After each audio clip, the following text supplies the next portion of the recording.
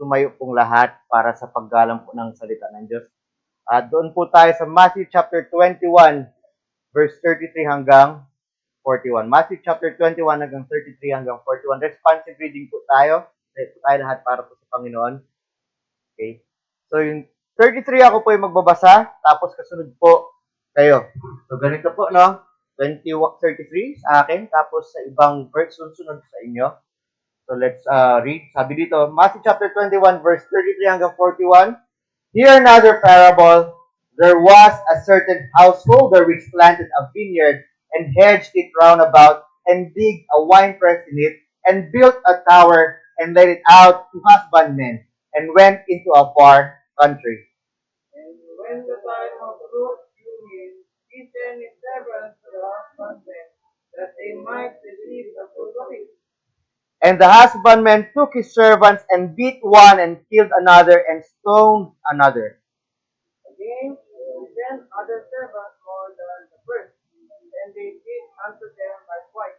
Verse 37, but last of all he sent unto them his son, saying, they will reverence my son. But when the husbandmen saw the son, they said among themselves, this is the year come, let us kill him, and let us take on his inheritance. 39, and they caught him and cast him out of the vineyard and slew him. When the Lord therefore of the vineyard cometh, what will he do unto the husbandmen? Verse 41, they say unto him, he will miserably destroy those wicked men, and will let out his vineyard unto other husbandmen, which shall render him the fruits in their season. So let's pray. Panginoon naming Ama, sa langit kami po ay nagpapasalamat na makakapakinig po kami sa inyong salita. Panginoon, naway hindi po ako yung mapansin, kundi po kayo pagkat po lahat ng mga bagay na magagandang turo ay galing lamang po sa inyo. Naway kayo po ang maluwalhati, gamitin niyo po ako, Panginoon, at huwag niyo pong pabayaan na ako po ay talagang umasa sa aking sariling lakas, kundi laging umasa lagi sa inyong lakas, talino.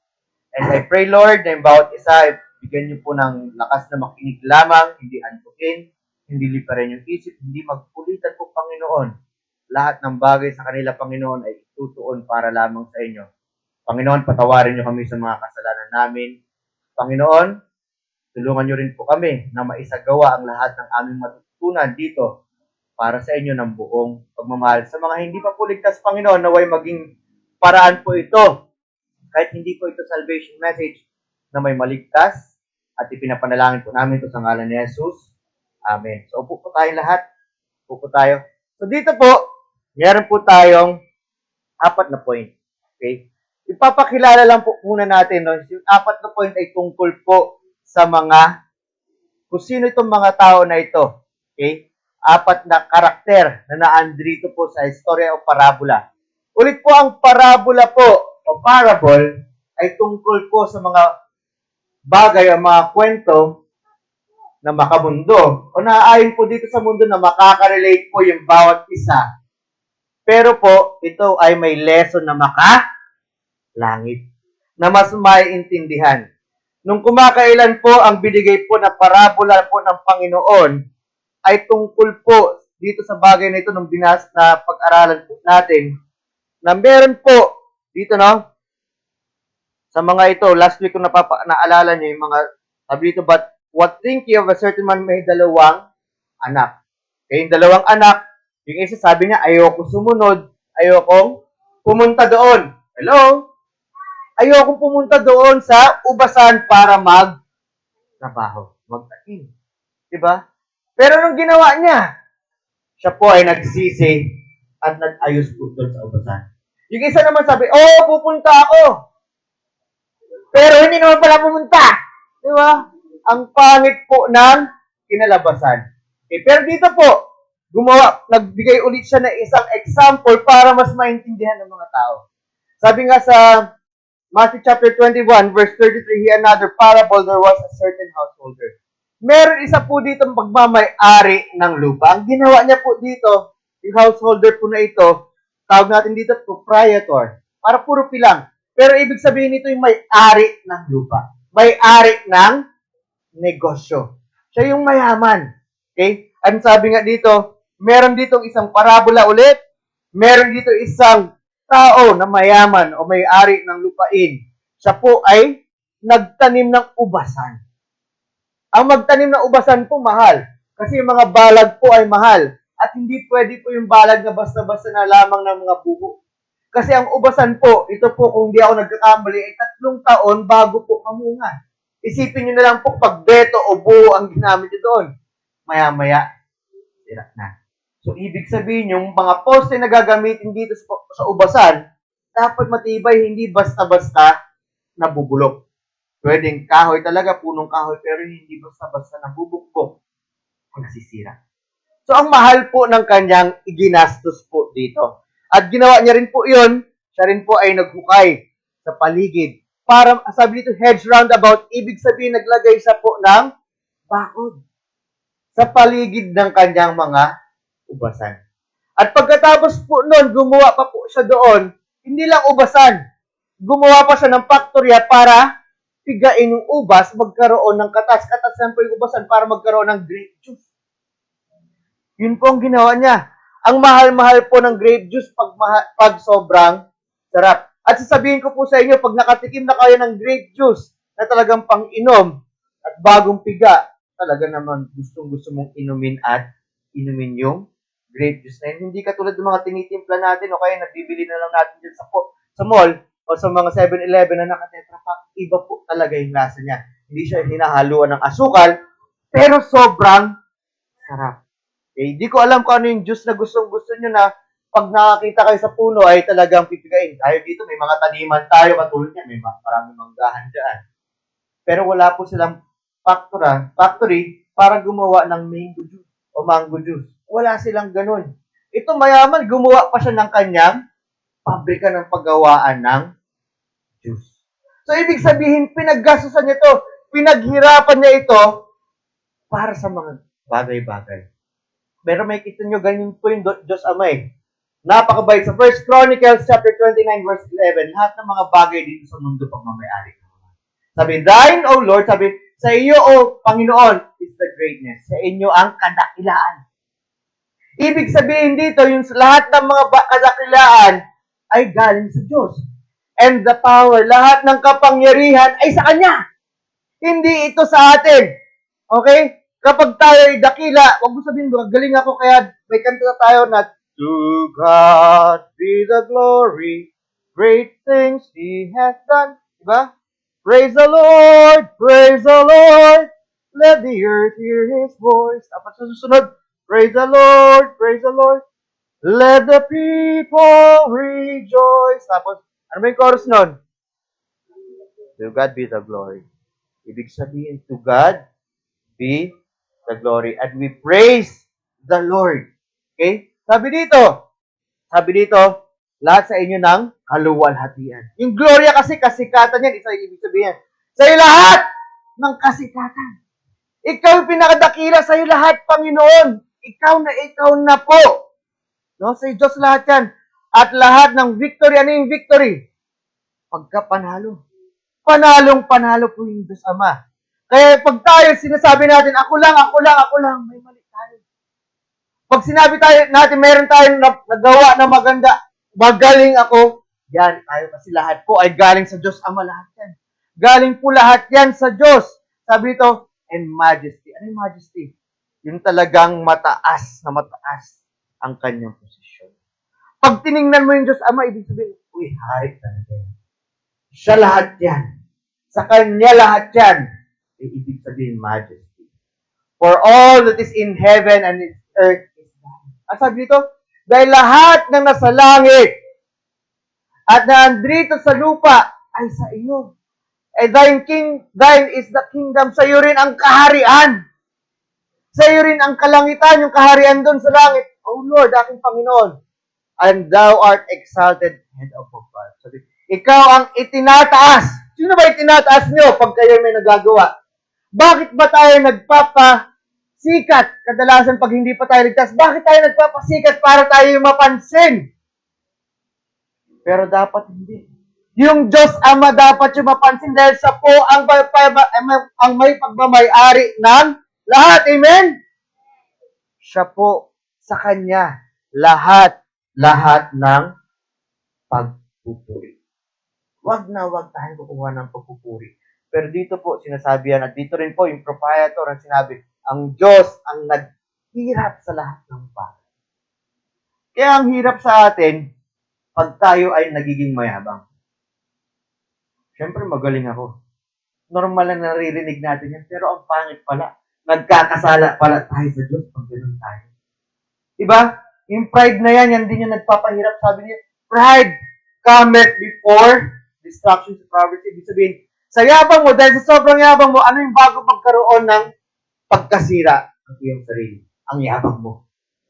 Yung sarili mong yabang, yung sariling pagtitiwala mo sa iyong sarili. Ganon din, nung makikita mo po dito, dahil dito yung pride. Okay? Nangyari ito sa privileged people. Ano ba yung privilege? Yung privilege po, ito po ibig sabihin, ito yung binigyan ka ng pagkakataon. Binigyan ka ng privilege. Hindi sinabing privilege, ibig sabihin ikaw ay may karapatan na gumawa ng ganito. Ibig sabihin, binigyan ka ng pagkakataon. Ito ang pinakamagandang, ano muna yung cellphone? Magandang, halimbawa dito. Ang pribilehiyo po ay yung pagkakaroon ng lisensya para ikaw ay mag-drive. Lahat tayo nagre-reklamo, ang mahal-mahal naman magka-lisensya. Dapat doon pa pala ako nagpa-lisensya. Pribilehiyo po na magkakaroon na ka ng lisensya na mag-drive. Pag wala kang lisensya, hindi ka pwede mag-drive. Lalo na pag nahuli ka na walang lisensya, lalo ka hindi ka magkakalisensya na nag-drive ka. Iparerehistro mo yung sasakyan mo, pribilehiyo din yan. Hindi mo pwedeng gamitin ang sasakyan pag di nakarehistro. Pag nahuli ka, yari ilisensya mo, pwedeng kunin din yung sasakyan mo. Kasi hindi lahat ng sasakyan ay pwedeng i-drive sa daan. At hindi lahat ay pwedeng mag-drive sa daanan. Kaya nga, sa States, ang hirap-hirap po nila magkaroon ng lisensya. Hindi katulad dito, mahal lang, pero may mga fixer. Doon talagang may taga-exam sila, katabi nila bago sila magkaroon ng lisensya, pinapag-drive talaga sila. Pag umabot ka doon, sa pinaka-sobra sa pwedeng mali, better luck next time. Exam ka ulit. Kuha ka ulit, apply ka ulit, gastos ka ulit. Mahal na, uulit ka pa. Kaya matitino yung karamihan ng driver sa ibang mga bansa. Kasi ganun kahirap mag-lisensya. Ang tawag doon ay pribilehiyo. Ngayon, sino ba itong mga privileged people na ito? Makikita po natin dito, husbandmen. Ano yung husbandmen? Sila po yung tagapag-alaga ng ubas. Sila yung mga taga-alaga ng ubasan. Okay. Pag tinignan nyo sa John chapter 15, sabi ng Panginoon, ang Diyos Ama, yung husbandman. Sino yung husbandman? Diyos Ama. Ang sinabi ni Jesus, ako ang tunay na baging. Ako yung pinanggagalingan ng mga sanga-sanga, kayo ang mga sanga. Ngayon, yung tagapag-alaga, yung may-ari, ang Diyos Ama, pag nakita niya hindi na mumunga na magunta yung sanga na yun, ang gagawin? Puputulin. Ngayon, ito binigyan ng pribilehiyo na gawin yung gawain ng Diyos Ama. Okay? Ito, parabola po ito. So, itong mga tao na ito, sabi, bibigyan ko kayo ng pribilehiyo. Alagaan mo ang mga kaluluwa ng bawat isa na ito. Tandaan natin sino yung kausap ni Jesus dito. Nung kina-question yung otoridad ni Jesus. Na si Jesus ang may-ari ng lahat. Sino yung mga punong pare at yung mga prinsipe o yung mga leader ng bawat angkan ng Israel, ng mga Hudyo. Okay. Kaninong karapatan ka kumukuha para gawin yung mga bagay na ito, magturo ka dito sa templo, tanggalin yung mga negosyo namin dito sa templo? Isa ito sa mga parabola. Ngayon, sino ba itong mga pribilehiyo na ito? Ulit, yung mga punong pare yung pinakapunong pare, at yung mga leader ng mga angkan ng mga prinsipe. Sabi sa Exodus chapter 28 verse 1, ito yung supporting verse natin. Sabi, and take thou unto thee Aaron thy brother, si Aaron yung kapatid ni Moises, at yung kanyang mga anak kasama niya, dahil mula sa mga anak ng Israel, na siya ang mga pagsilbi para sa akin bilang mga pare sa aking opisina. Ayun ang opisina yun? Opisina ng Diyos. Kahit si Aaron, si Nadab, si Abiho, si Eleazar, si Itamar, at yung mga anak ni Aaron. So sila yung mga punong mga pare. Yung mga lahi, hindi lang basta-basta Levitico, dapat galing sa lahi mismo ni Aaron. Ito po ay isang pribilehiyo. Sila po ang mag-aasikaso bilang tagapag-represent ng Diyos Ama. Sila ang mag-aalaga sa mga sangkatauhan. Isipin nyo na lang, meron tayong mga bagay yan. Sino yung mga ligtas dito? Meron yung bagay na yan. Lalo na pag ikaw ay may posisyon sa church na ikaw ay pastor o diakono. Binigyan ka ng pribilehiyo na alagaan yung mga kaluluwa ng bawat isa. Ikaw ay taga-silbi nila at sila ay makikinig sa iyo kasi inaalagaan mo yung kanilang kaluluwa. Namumuno ka by example, namumuno ka at kailangan mo silang pagsilbihan din. Okay?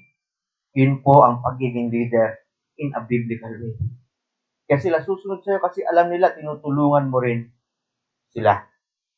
So, pag ikaw ay mayroong posisyon dito sa simbahan, ikaw ay pastor, preacher, diakono, o singer sa choir, ito po ay para ikaw ay binigyan ng pribilehiyo ng Diyos at hindi ka talaga karapat-dapat.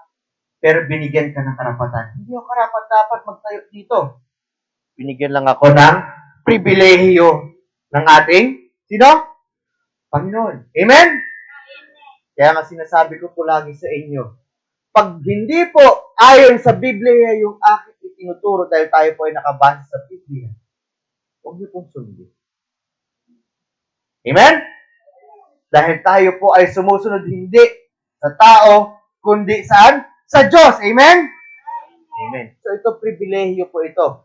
Ngayon, isa pa. First Chronicles, chapter 23, verse 13. Sabi, ang mga anak ni Amram, ni Aaron at Moses, at si Aaron ay dapat ihiwalay.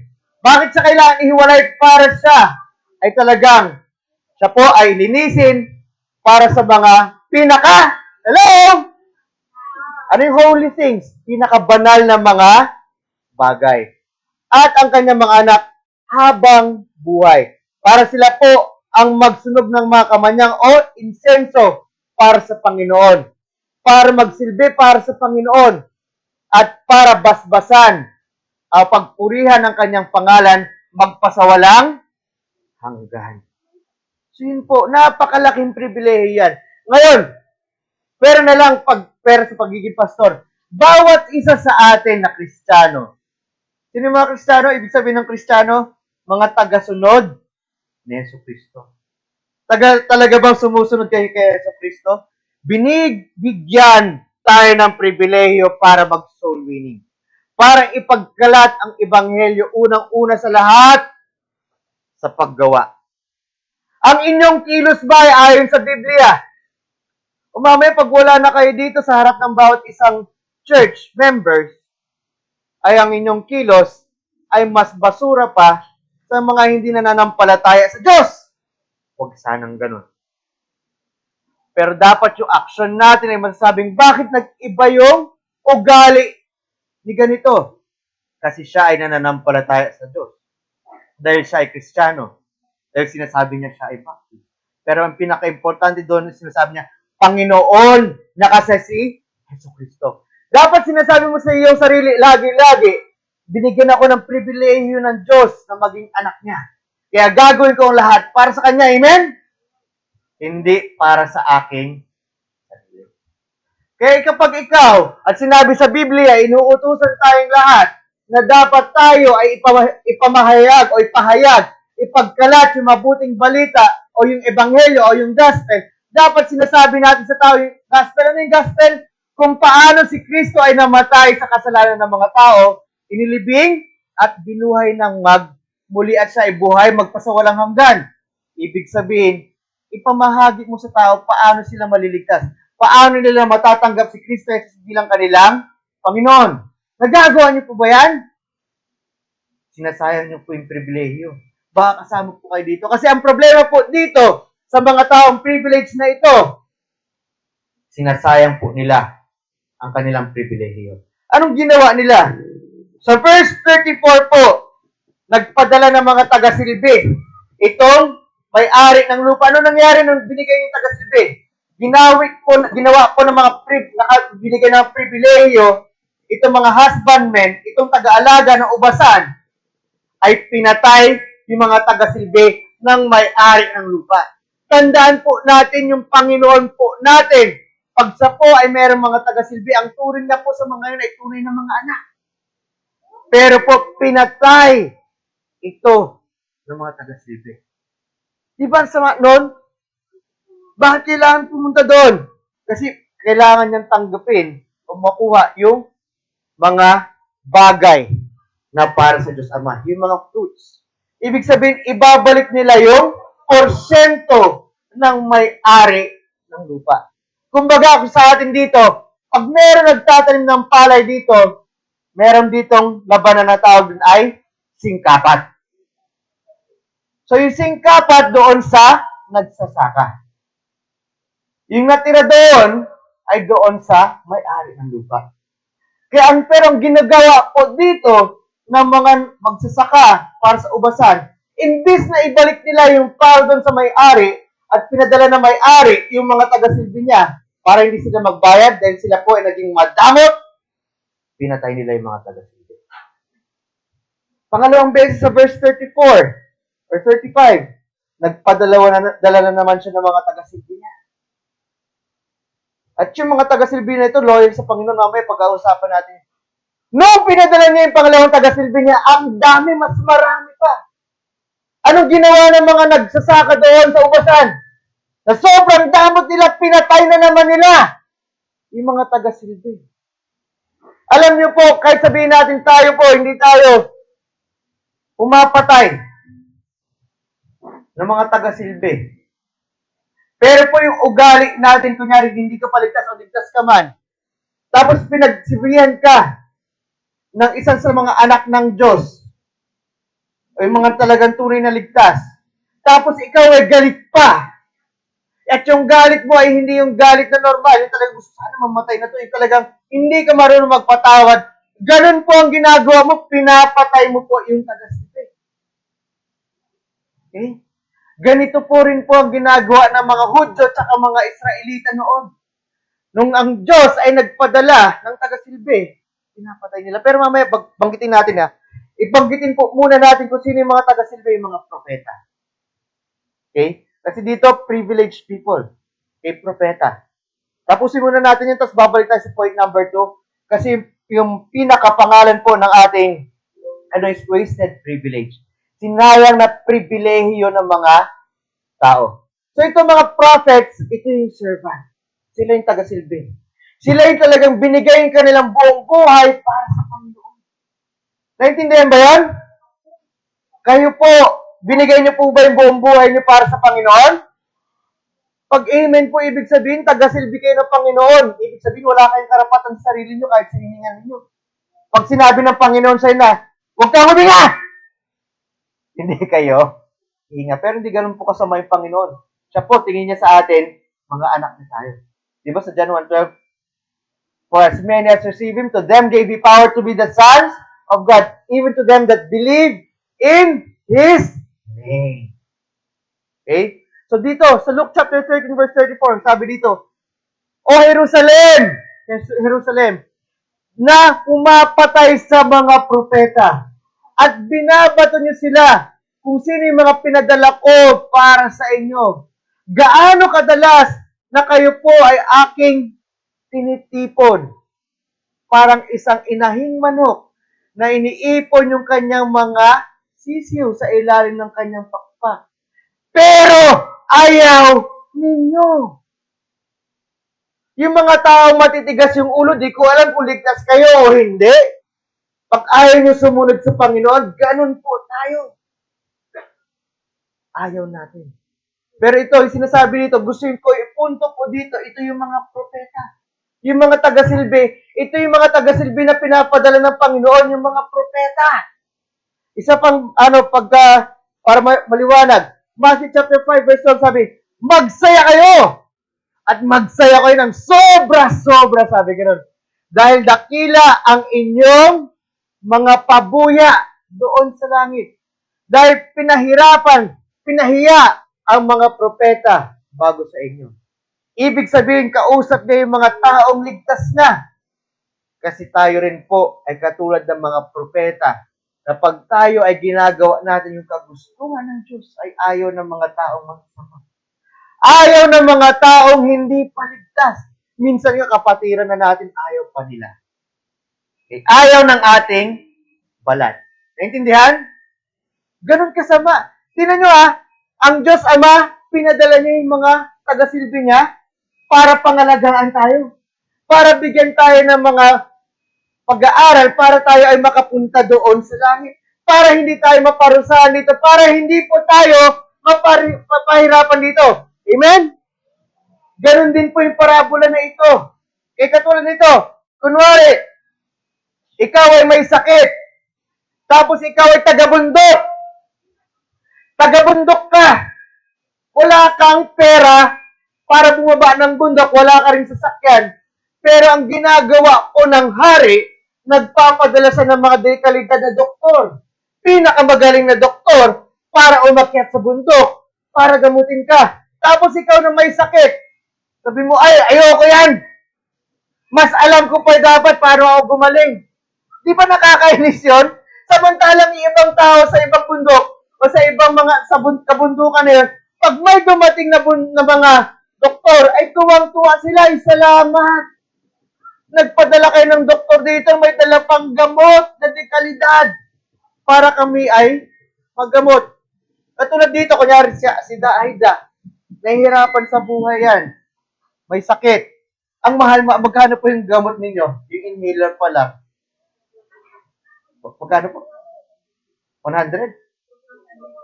Oh, kulang-kulang 1,000. Tapos ilang piga lang yun, ubus na.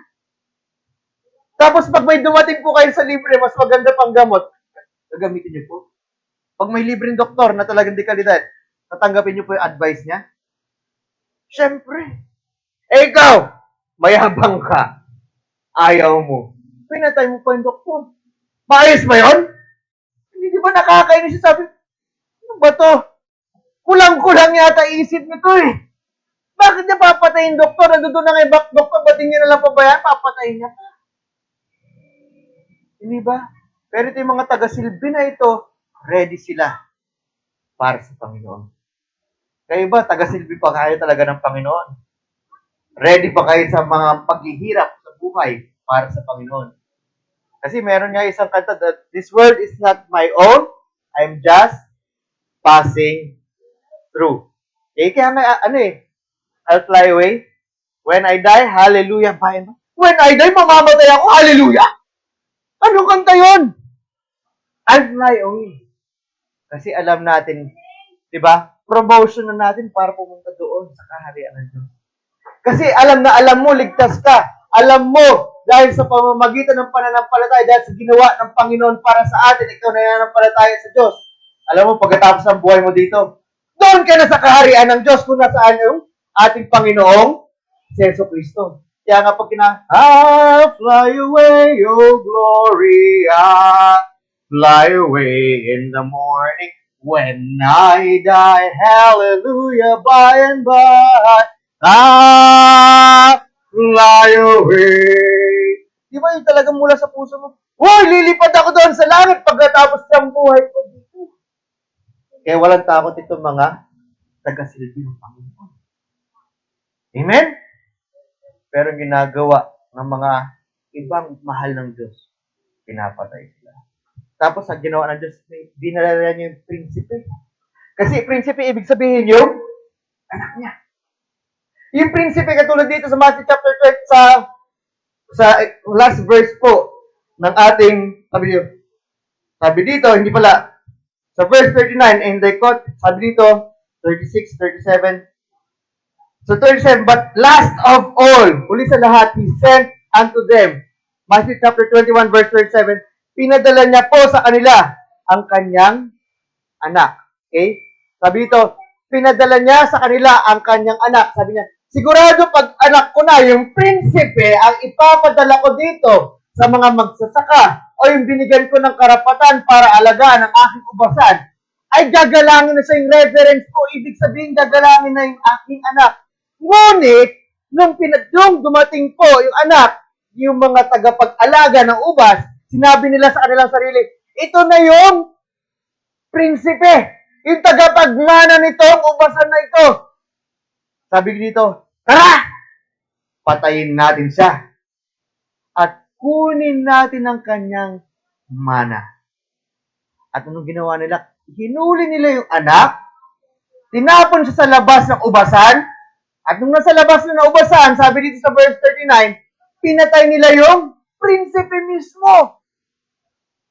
Sabi dito, nung nalaman ng Panginoon na itong darating sa kanyang ubasan, sabi nung nalaman nila, anong iisipin o gagawin niya sa mga tagapag-alaga ng ubasan?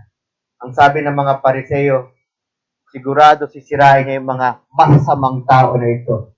Sabi niya nun, will let out his vineyard unto his husbandman, which shall render fruit for their season. Magagalit yung Diyos Ama. Naintindihan? So, sino pa to? Ito po ang si Jesus. Si Jesus po itong prinsipe po na ito. Sabi nga sa Matthew chapter 28 verse 18, and Jesus came and spake unto all, ito yung tagapagmana, all power, kasi pag ikaw yung tagapagmana, ibibigay sa lahat ng karapatan. Lahat ng karapatan ay binigay sa akin dito sa mundo at sa langit. So siya yung prinsipe. Siya yung anak ng Diyos. Pinatay. Ano ba ginawa kay Kristo? Pinatay ba o hindi? Pinatay ng mismong mga taong nakakaalam ng salita ng Diyos. Yung taong yung lahi na pinakapili ng Diyos. Mga Hudyo at Israelita. Sabi nga sa Colossians 1:16, dahil sa Kanya, ang lahat ng bagay ay ginawa. Para kanino? Kay Jesus. Pag binasa niyan in context, no, mga previous verses, dan saan? Nandoon sa langit? Lahat, pati dito sa mundo ay ginawa para sa Kanya. Mga bagay na nakikita at hindi nakikita. Kaya na sinabi yan, visible and invisible. Kahit sila ay merong mga trono. Ano yung trono? Kapangyarihan. Meron silang pinangahawakan ng mga sinasakupan ng mga bagay-bagay. Sila man ay mga hindi nakikita at makapangyarihan. Ito yung mga anghel o hindi. Mga demonyo. May kapangyarihan. Lahat ng bagay ay ginawa niya at ginawa niya para sa kanyang sarili. Akala ko yung Diyos Ama yung may gawa na lahat. Tandaan po natin. John 10:30, the Father and I are one. Iisa yung Diyos Ama at si Jesus. Galing na mismo sa salita ng Diyos. Pero nang ginawa, pinatay. Ulit, ganun tayo po. Ligtas ka man na o hindi. Lalo na sa mga hindi ligtas. Pag sinasabi na sa iyo na ikaw ay kailangan maligtas, pero ikaw ay nagagalit pa sa tao, sabihin, alam mo, Brad, o kaibigan, kailangan mong tanggapin si Kristo bilang Panginoon para ikaw ay maligtas sa kasalanan mo dahil makasalanan. Tapos pipikon ka, ako makasalanan? Wala kang karapatan sabihin na ako ay may kasalanan. Nagkakaroon ka ng puot sa mga taong nagsasabi sa iyo ng totoo para dahil hindi naman sila galit sa iyo, kundi may pagmamahal sila sa iyo. Kapatid, mali ata ang iyong ginagawa ayon sa Biblia. Hindi! Tama ako! Galit ka pa. Tapos magagalit ka sa tao. Taong to, kung ano-ano pinagsasabi sa akin, hindi niya naman alam. Mas magaling ako sa kanya. Para mo na rin pinapatay yung taga-silbi ni Jesus. Pinapatay mo na rin si Jesus. Alam mo yung bawat isang kasalanan natin, ito yung kahit si Jesus ay namatay 2,000 years ago.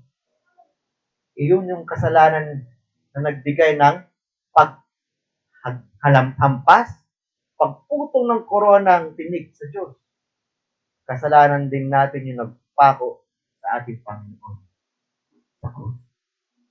Tayo yung pumatay sa Diyos. Kasi kailangan niyang mamatay para sa atin. Ngayon, ito yung wasted privilege. Binibigyan pa rin tayo ng pribilehiyo ng Diyos. Sila binibigyan yung mga Israelita ng pribilehiyo ng Diyos na sila ay maging tagapangalaga ng mga kaluluwa. Anong ginawa nila? Sinayang nila.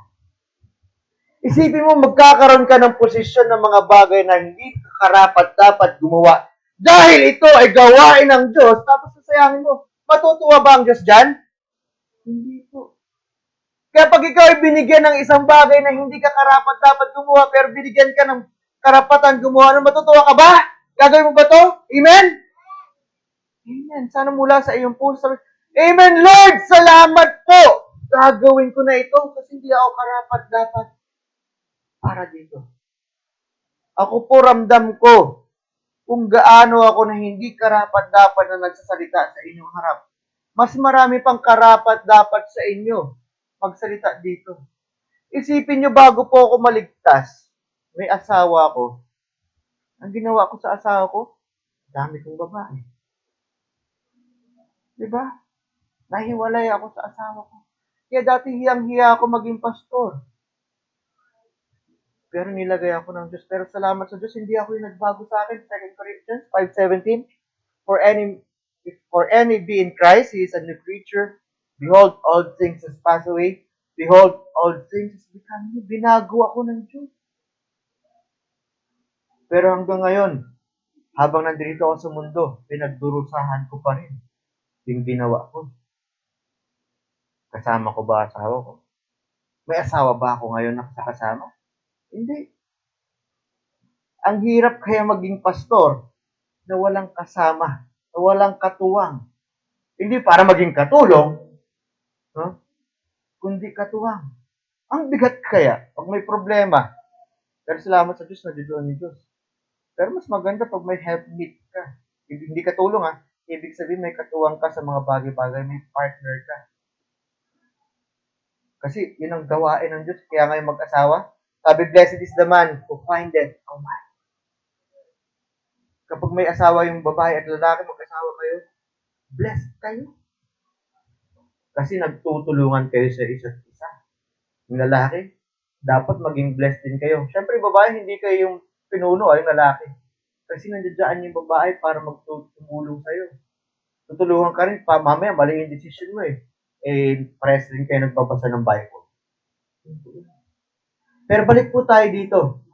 Kapag ikaw po ay isa sa mga privileged people, may pribileyo ka na, bakit hindi mo gamitin na maayos? Ilan po dito ang hindi paligtas at naiintindihan po yung salita ng Diyos? Pero lagi niyong inaayawan yung salita ng Diyos, yung magandang balita na kailangan mo kapatid, kaibigan, natanggapin si Kristo bilang Panginoon. Bakit ayaw mo magpakaalipin sa Kanya? Tapos mas papansinin mo pa yung mga ligtas pag nagkamali sila, nakikiaral ka. Tapos ganyan ugali mo. Ikaw mas malala ka pa nga, pupunta ka pa na impyerno, ayaw pa tanggapin yung Panginoon eh. Mas papansinin mo pa yung talaga nagsisikap na gawin yung tama para sa Panginoon dahil mahal nila yung Panginoon. Salamat, pero pag sinabihan nyo kami. Kasi at least alam namin pag mali kami. At ginamit kayo ng Diyos. Pero kayo, nakikita nyo ba yung muta sa inyong mata na kasing laki ng isang troso? Diba? Nakaharang na yung troso dyan, pero papansinin nyo yung muta na napakaliit. Hindi naman kasing laki na alikabok, siguro malaki-laki na rin yan. Sa kasama mo, pero papansinin mo, yung standard mo, para pansinin yon, hindi mo rin ginagawa yung standard na yun. Pinapatay mo ang mga propeta ng Panginoon dahil sa galit mo sa Panginoon. Anong galit? Hindi naman ako galit sa Panginoon. Galit ka, kaya nga ayaw mo tanggapin siya bilang Panginoon eh. Mas mahal mo yung pagiging makasalanan mo Kaya kapatid, kaibigan, pag hindi ka paligtas, ang Panginoon inaantay-antay ka pa, pag buhay ka pa ngayon, naririnig mo ito, kasi gusto niya makapunta ka sa langit. Tanggalin mo na yung yabang na yan sa iyong sarili. Magpakababa ka na sa Panginoon. Hindi namimili yung Panginoon na dapat magpakabait ka muna. Kung ano ka ngayon, ikaw yung pinakamasamang tao, pag gusto mong tanggapin si Kristo, ready siyang tanggapin ka kaagad. Kasi pag tinanggap mo si Kristo bilang Panginoon, ibig sabihin, ready ka nang bitawan yung mga kasalanan na yan at babaguhin ka ng Panginoon. Hindi mo mababago ang iyong sarili. Kahit kailan, hindi mo mababago ang sarili mo. Ang Diyos lamang ang magbabago sa inyo. Pababain mo na yung pride mo na iyan. Kasi yung pride na yan, mas maganda pa para sa akin ang Ariel at ang Tide. Okay? Para magising kayo. So yun. Huwag niyong sayangin yung pagkakataon na ito na naririnig niyo yung salita ng Panginoon. Pag ikaw ay ligtas, ikaw ay tumatambling-tambling o nahuhulog-hulog patalikod, umayos ka. Oh, nakakaya naman, sabihin mo, Kristiyano ka, tapos ginagawa mo, parang mundo. Kristiyano ka ba o mundo? Kristiyano ka pala. Iusin mo sarili mo. Magbuhay ka na ayon sa kagustuhan ng Diyos ng buong pagmamahal. Binibigyan ka ng lakas. Kaya nga sa Philippians 4:11 ba yun? You can do all things through Christ, which, or who, strengthens me. Yun po yun. Yung verse po na yun, ginagamit po kasi alam natin na yung Diyos na si Kristo ang nagbibigay sa atin ng lakas para gawin yung tama para sa Kanya. Amen? So, huwag na po kayong mahiya sa Panginoon. Kasi yung Panginoon, alam niyo po, katulad yung sinabi ko sa inyo, hindi ako karapat-dapat dito. Pero sinuko ko po yung buhay ko sa Panginoon. Hindi ko alam nagagamitin ako ng Panginoon na ganito. Salamat sa Diyos. Salamat sa Diyos. Pag-iisipin mo, may iyak ka eh. Lasing ka, ilang beses sa isang linggo. As in, dead drunk. Susuka ka bago ako bumaba ng taxi para bumaba doon sa bahay ko. Masusuka pa ako. Nakatulog na ako doon sa inuman, masusuka pa ako sa taxi. Nakakaya. Maya't maya, mag-chongki pa ako. Pag may chongki yung tropa, makikichongki din ako. Diba nakakaya? O yung pastor niya, dating adik yun, no? Dating babaero yun, no?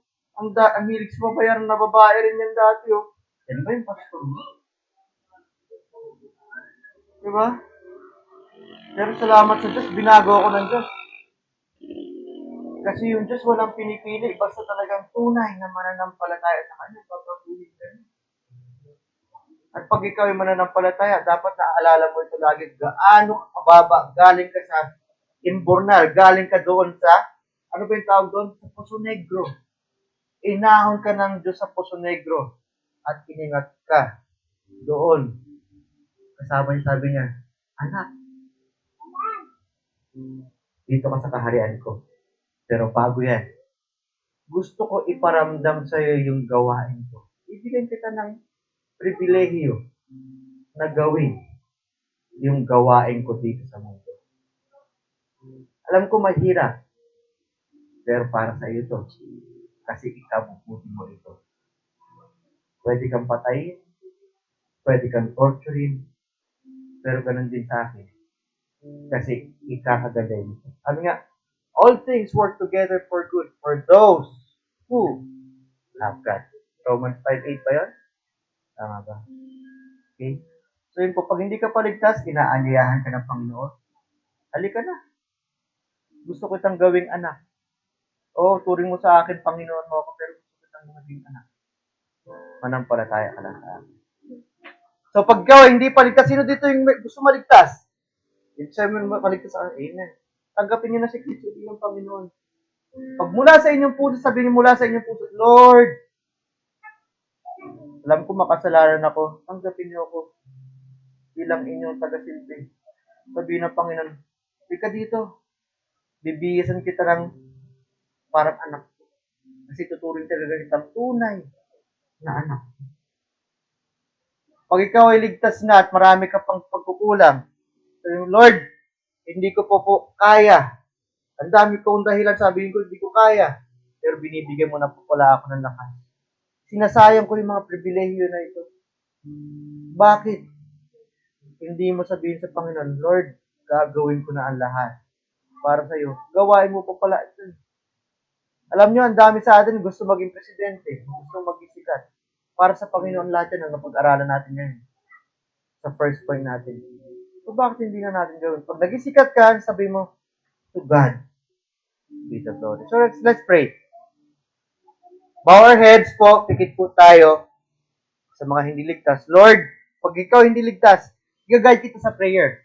Pero pag hindi mo ito prinay ng mula sa iyong puso, hindi ka maliligtas. Ikaw ang nakakaalam pag talaga ipipray mo ito ng buong puso. Okay? Lord, alam ko po makasalanan ako. Pinatay kita sa cross dahil sa aking mga kasalanan. Sana po, Lord, tanggapin niyo ako. Gusto na kitang gawin, Panginoon. Tanggapin niyo ako bilang alipin ninyo.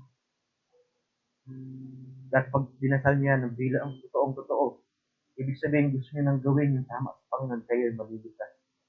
Kayo ay ligtas na. Basta mula talaga sa puso niya na talagang you meant it for Christ, mamahalin mo siya ng totoo. Eh, hindi magic prayer to, dapat galing talaga sa sarili mo. Pwede ka mag-pray ng iba, pero yung ganun talaga tatanggapin mo sa bilang Panginoon. At tayo sa mga tayo ligtas, Lord, una sa lahat ako ay nagpapasalamat sa pribileyo na ginawa mo akong pastor sa lokal na ito, sa True Vine Baptist Church dito sa San Pedro Sao, Cubao, Pampanga, Philippines. At Lord, sa mga kapwa ko mananampalataya na naandrito, salamat po, Panginoon. Ngunit Lord, alam namin marami pa kami pagkukulang at kadalasan ay nahihiya pa kami na gawin o tamad kami gawin ang mga pribileyo na binigay niyo sa amin. Una sa lahat, Panginoon, pribileyo ito, hindi talaga ito utos. Pero inutos niyo po sa amin para kami talaga ay matulak na gawin ang gawain na karapat-dapat lamang para sa inyo. Naway, Panginoon, mula sa aming puso ay gawin namin ang pagsalamat sa lahat. At salamat din, Lord, sa paggamit po sa akin. Naway po ulit, Lord, kayo mapansin. And Lord, we also pray sa giving po namin ngayong oras na ito, yung dalawang giving namin para sa motor at sa tithes and offering. And we pray all this, Lord, in Jesus' name. Amen.